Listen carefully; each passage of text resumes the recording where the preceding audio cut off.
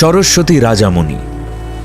মাত্র 15 বছর বয়সে সরস্বতী রাজামণি যোগ দেন রানী লক্ষ্মীবাই ব্রিগেডে। রেঙ্গুনে নেতাজি সুভাষচন্দ্র বসু আজাদ হিন্দ ফৌজের জন্য যখন তহবিল গড়ছেন, তখন নিজের সমস্ত গয়না দিয়ে দিয়েছিলেন রাজামণি।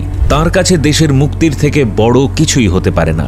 কৈশোরে আইএনএর গুপ্তচর হয়ে কাজ করার সময় ব্রিটিশ পুলিশের কবজায় থাকা এক সাথীকে উদ্ধার করতে গিয়ে পায়ে গুলির আঘাত লাগে, তবুও বাঁচান সাথীকে।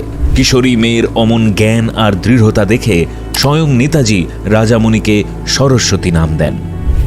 পত্তি শ্রীরামুলু। গান্ধীজির একনিষ্ঠ সমর্থক ছিলেন পত্তি শ্রীরামুলু।